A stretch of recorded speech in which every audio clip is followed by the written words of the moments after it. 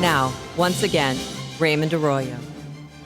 Welcome back to The World Over Live. My next guest is a three-time Olympic gymnast. She's won 4 medals, including the gold between team and individual competition.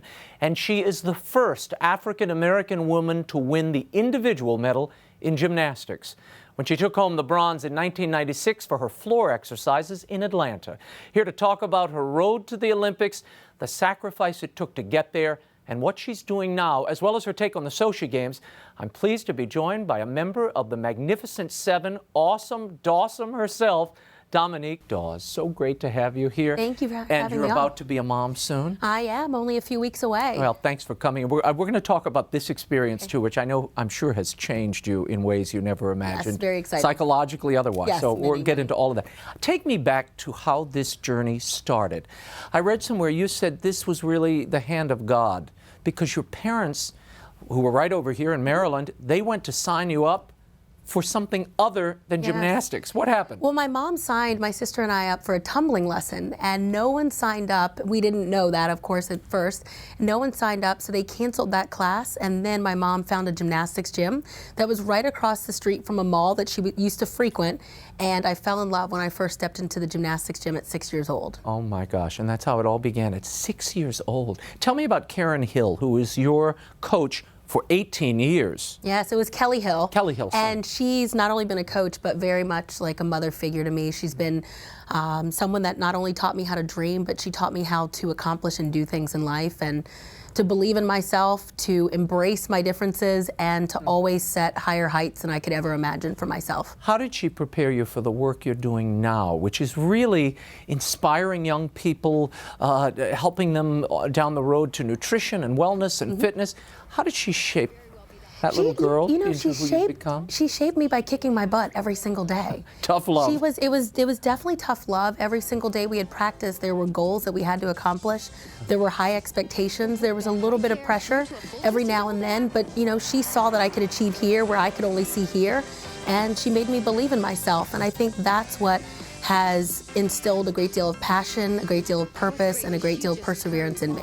When we see images of Dominique Dawes on the floor, as we do here, this is from 1996, there doesn't seem to be any inhibitions, nervousness, the calm, the poise of this young woman, young girl. Where did that come from? And you say that at that time you were battling self-doubt and insecurity. Well, I have told many people that I faked it pretty well. You know, you fake it till you make it. And in my mind, though I was doubting myself, I didn't always believe that I was good enough, and I many times was more of a pessimist at times. I went out there and at least went for it. And I had the support of my coach. I had certain family members that supported me. My teammates were always behind me, and the fans kept me loving the sport of gymnastics. But inside, I was a nervous ninny, though on the outside I showed a cool, calm, and collected individual. No, it is when you see an athlete before they begin, there is that, and you see it when you take to the floor, you breathe in, and it's that moment of calm. Are you visualizing in that moment what you're about to do? What's happening in that moment? You know, I think visualization has not worked well for me. I tend to be that person that does not always visualize the outcome that I truly do desire. So it wasn't about visualization with me. It was calming myself, getting at peace, affirmations. I created a personal motto when I was a young child. I called it D3, determination, dedication, desire. So I would repeat these affirmations and even scriptures like Philippians 4:13, I can do all things through Christ who strengthens me.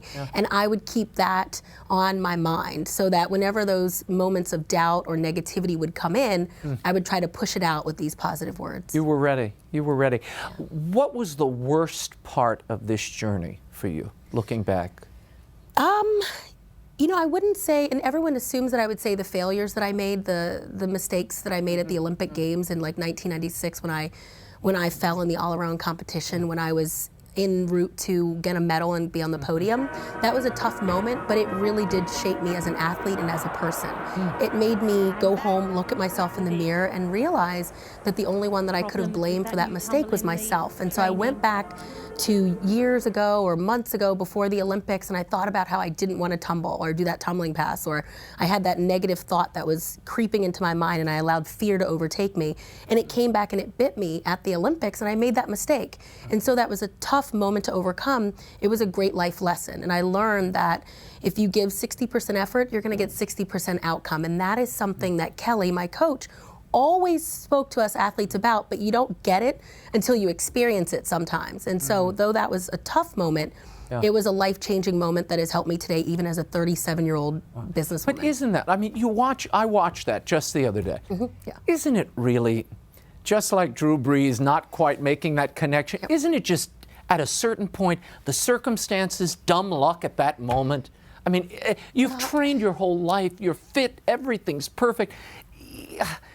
Is it really your fault in that moment? Oh, yes, it is. But you can always learn a lesson from it. I think I've learned more from my failures in life when I've fallen on my face, either in my athletic career or my personal life. I mean, I'm married now, so I constantly am failing with that. Like, oh, why did I do that? Or why did I say that? You know, so you're constantly learning life lessons if you choose to step away from the situation and recognize, how could I have handled that differently? How could I have prepared for that situation differently? Now, you've said that you suffered also from this perfectionism where everything had to be perfect. Good enough wasn't good enough. It had to be perfect. Is that a little of what I'm still hearing here? Oh, yes. It's a little bit of what you're hearing, but the fact that I am now soon to be a mother, or I even consider myself a mother right now, I'm learning to let go and to let God. I'm learning to not focus on being a perfectionist, and I'm learning to just relax and not, set these unrealistic at times expectations. And it's a struggle for me. This has been a very hard journey in my life, but something I've always desired. But you really do need to put pride and your ego aside and learn to accept sometimes, good is sometimes good enough. Yeah, and I mean, in this circumstance, being an athlete, someone who is so primed your body and focused on it and made sure it was just so, watched what you ate, worked out, you're literally transformed. I am, and it's so not that now. It's very difficult. Is it scary? It's not. It's scary, yes, but it's something I've always desired, and I know that.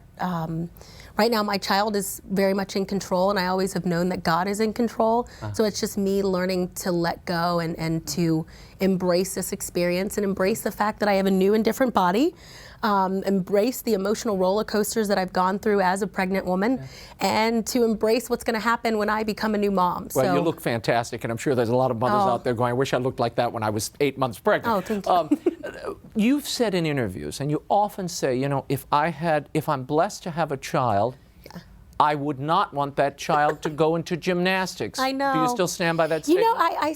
I've matured, and I love the sport of gymnastics, but I know how difficult it was, but I felt as if I was called to be a gymnast. I'm very blessed, and I'm very thankful for the physical talent, the emotional, fortitude that I was blessed with, amazing coaches, amazing teammates.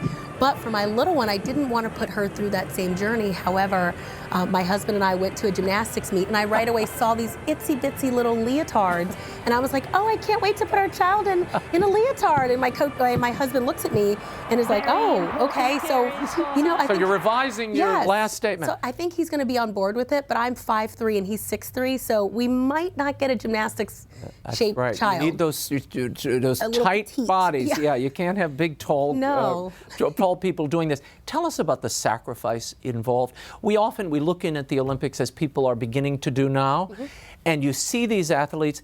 Give me a sense of the daily sacrifice that you went through and what these athletes in Sochi are about to embrace. Well, I'm sure these athletes in Sochi that committed just as much, maybe even more than myself and my Olympic teammates did. But in the sport of gymnastics, you're very young, you peak as a teenager, so our commitment was a little different than maybe some athletes. I would wake up at 5 o'clock in the morning, I would train from 6 to 8 in the morning. I went to public school 8:20 to 2:30, and then back to the gymnastics gym 3 to 8 p.m. at night. and we trained 6 days a week. We got a couple of mornings off sometimes and 5 hours on the weekend. And it seems like it's a little much, but if you would have asked me if I wanted to be there, I did. I loved it. I had a passion for it. I had set dreams and goals, and it was the environment where I could truly flourish. I could be myself, and I reached my full potential there, so I wouldn't change it. What was the secret of the Magnificent Seven, looking back, that particular team of young women? Those girls were, I always say, they were the most talented girls I had ever competed against. They made me a better athlete, and I've ever competed with. They not only had a strong work ethic, but mentally they were tough and they were strong. We were all type A personalities, which many people cannot tolerate, but we all were, we were like cut from the same cloth. And I really think our secret was putting our egos aside. Our coaches put their egos aside, the USA Gymnastics Federation put their egos aside, and we did what was best for our country and what was best for our team. It wasn't about one individual taking a spotlight leading up to the competition. It was all about us supporting one another, and that's why we won. Tell me about, you've been watching, no doubt, all this coverage about Sochi and the Winter Olympics. 57% of Americans in a new CNN poll say there will be a terrorist attack at the Olympics, and we've been hearing these terrorist organizations making the threats for months. Would you, as an athlete, or as a family member of an athlete, go to Sochi? As an athlete, I would definitely go, and I don't think I've heard anything about an athlete backing out. As an athlete, you're always taught to focus on the things that you can control and don't focus on the things that you can't control. We had a similar situation in 1996 at the Olympic Games in Atlanta with the bombing there that unfortunately took the life of a mother. We had heard about threats leading up to those Olympic Games while we were there, even fan mail that wasn't so positive. Really? But the thing is you just learn to put that aside, and you're there to get a job done. You're there to be a good representative for your country. And remember, these athletes didn't start training last year. They've been training, many of them, their whole lives since they were children, and they're not going to walk away from this. What did you do the day of a major competition? What was your schedule like, and how did you sort of put yourself in that zone? You usually don't break away from your normal routine. I mean, you're still going to train first thing in the morning for a number of hours. You go back, you have a good meal, you nap, you rest. You don't usually watch the news. They don't allow you to watch TV. They don't allow you to read newspapers of what reporters are saying about you, good or bad.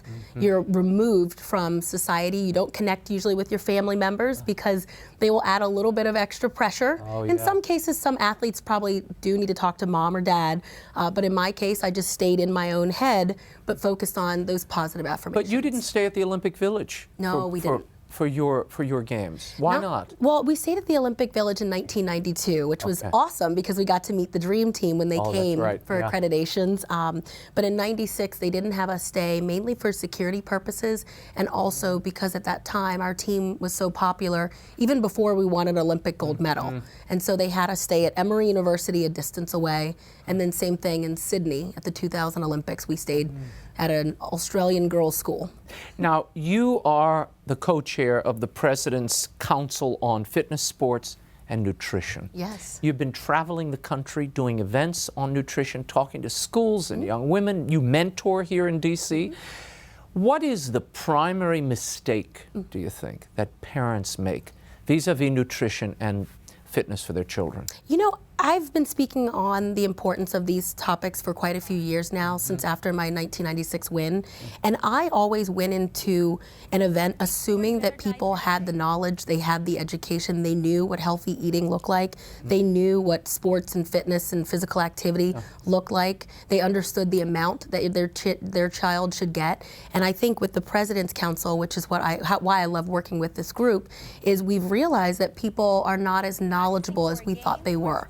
Of what's good nutrition for your kids, what's good physical activity for your kids. Why is sports participation so important? It's not just about winning and losing, but it's really about getting their mind and their body more active. And so I think the number one thing is educating parents on why it's so important, not only for today for their kids, but more importantly for the longevity of their health as these young kids grow up to be adults someday. The obesity rate is sky high. It is slowly decreasing, but it's marginal. Why do you think that is? Is it because we have big gulps and we have such access to junk food so often? I think it's a couple of things. I think number one, self-control. I think a lot of us, we just assume that if we have a meal that's this big that we have to eat it all. And I remember as a kid, my grandfather saying to us young kids, you're not getting up until you finish all your food. Or my parents saying, you're not leaving this table until you finish all your food. And there was a lot of food on that plate. And that's great that we had this plentiful amount of food, and we do in the United States in some areas, not in all areas, but in some areas. But the thing is we need to start eating to live and not living to eat. Yep. And just think the many times we've gone to the movie theaters and we think, oh, I'm going to get that medium popcorn, and you just keep eating and eating, and it's like a 2.5 hour movie, and we don't really need to. We get the barrel, eat, and we're full. So listen to your body, listen to your mind. And don't get the replenishing barrel of popcorn. And I've done that, especially being pregnant. It's not good. And so I think a lot of it is self-control, and then I think a lot of it is we've always been taught that the unhealthy food does taste a lot better. Yeah. And so we go for those. My husband loves his chip parties. Oh. And so he always goes for those chip parties. And I'm like, moderation is key. I love fried food. I'm never going to not have French fries. I'm never going to not have a burger. But the thing is, make more smarter decisions than unhealthy decisions. So before I let you go, you had a conversion to the Catholic Church. I had. Tell me about that. Where that came. You were raised Baptist. But there was a connection in the family to the Catholic Church. Tell me about that. Yes, my grandmother, my father's mother, Lillian Catherine, and she is no longer here today, but she was Catholic, and she was also from Southern Maryland and part of the Piscataway Conoy Native American tribe. Wow. And when I was younger, I was raised Baptist. When I became a young adult, I went toward the interdenominational faith, which it was fulfilling for me for a while. And then I just felt a calling to go into the Catholic Church about 7 years ago. I stepped in, enjoyed Mass, felt a lot of peace, a lot of silence, more of a connection with God there, but didn't quite find the connections with the people to get a better understanding of what the Catholic faith was all about. And so a few years ago when I met my husband, we were just dating at the time, he's Catholic, and he introduced me to the faith, not pressuring me whatsoever. Kind of explaining what's happening. A little bit more about what's happening. It takes time. Yeah, and it's all about healing. And I've always been in need of healing, believe it or not. And the things I struggled with as a child with self-esteem and doubt and all of that, I just felt a little bit more fulfilled in the Catholic faith with that. And so I tell them all the time I enjoy and look forward to going to confession. I think it really does release a lot from my soul. We have a wonderful priest, Father Dan, that's been assisting us both together and even individually.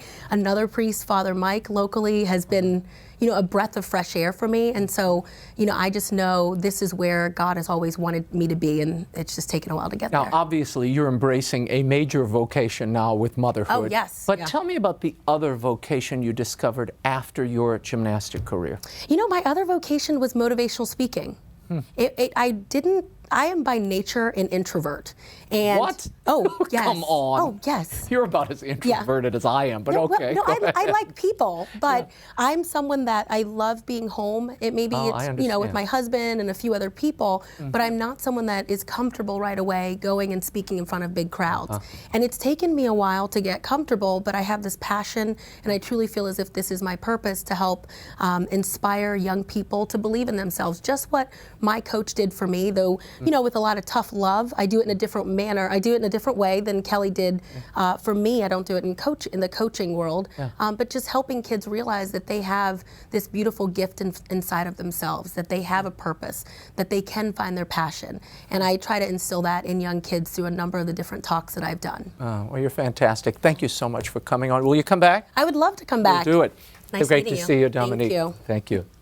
You can learn more about Dominique and follow her media appearances and speaking engagements by visiting her website at DominiqueDawes.com. DominiqueDawes.com.